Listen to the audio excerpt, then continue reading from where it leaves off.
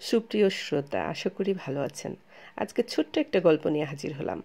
আমি চিটাগং থেকে ফিরছিলাম রাত্রে ট্রেনে চেপে। সকাল 6টায় ট্রেন থামলো আমাদের স্টেশনে। ট্রেন থেকে নেমে রাস্তা পার হচ্ছি। খুব সকাল, ভোরবেলা 6টা। তখন রাস্তার মাঝখানে দেখি একটা পুতুল পড়ে রয়েছে।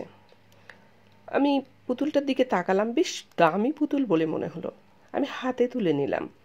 তারপর রাস্তা পার হয়ে পুতুলটা ভালো করে দেখলাম অনেক দামি পুতুল এবং বিদেশি। আমি ভাবলাম পুতুলটা ফেলে না দিয়ে নিয়ে যাই, শোকেসে রাখা হবে। তো আমি নিয়ে বাসায় ফিরলাম। বাসাতে এসে কাউকেই কিছু না বলে শোকেসে পুতুলটা রেখে দিলাম। সবাই ছেলে মানুষ ভাববে বলে আমি কাউকে কিছু বললাম না। যাই হোক, পুতুলটা শোকেসে থেকে গেল। আমি আমার কাজে ব্যস্ত হয়ে পড়লাম। রাত রেখে 10টা নাগাদ ঘুমিয়ে পড়েছি। শোকেস বলে রাখা ভালো, শোকেসটা আমার ঘরেই ছিল। যাই হোক, আমি এখন প্রায় 3:30 নাগাদ রাত্রে আমার হঠাৎ বুকের বাম পাশে তীব্র একটা ব্যথা অনুভব করলাম। মনে হচ্ছে কোনো একটা সূচ ফুটে যাচ্ছে আমার হার্টের মধ্যে।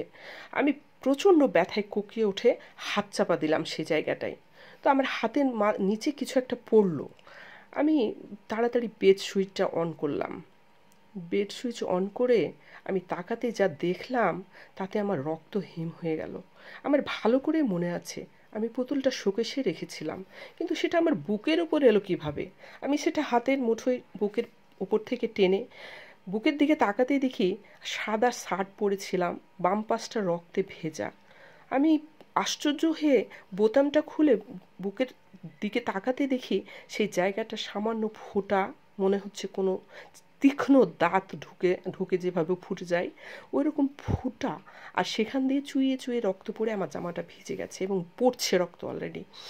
আমি চিৎকার করে উঠলাম। তারপর আমার আর কিছু মনে নেই। পরে যখন জ্ঞান ফিরল তখন আমি দেখি আমি হাসপাতালের বেডে শুয়ে আছি। মা বাবা আমার জ্ঞান ফেরা দেখে আল্লাহকে ধন্যবাদ দিলেন এবং বললেন, খোকা তোর সঙ্গে কী হয়েছিল আর বুকে আঘাত লাগলো কিভাবে? আমি বাবা মাকে কিছুই বলতে পারলাম না। যাই হোক, 1 সপ্তাহ পরে যখন আমি বাড়ি ফিরলাম সুস্থ হয়ে, অনেকটাই আমি সুস্থ এখন, আমি তাকালাম, দেখি শোকেসের মধ্যে পুতুলটা সযত্নে রাখা। আমি চুপচাপ শুয়ে রইলাম। মা রান্না করছেন, বুঝতে পারছি আমাদের বাড়িতে অনেক মানুষ, অনেক বড় চুলা। মা রান্না করতে করতে এক পর্যায়ে অন্য কোথাও গিয়েছেন। আমি টুপ করে উঠে শোকেস থেকে পুতুলটা বের করে গনগনে আগুনের মধ্যে ফেলে দিলাম। একটা তীব্র আর্তনাদ করে পুতুলটা জ্বলতে শুরু করলো। আমি তাকিয়ে দেখলাম এবং একটা কালো ধোঁয়ার কুণ্ডলী আকাশের দিকে উঠে গেল গোল গোল হয়ে ঘুরতে ঘুরতে। আমি আলহামদুলিল্লাহ পড়লাম। তারপর নিঃশব্দে এসে শুয়ে পড়লাম বিছানায়।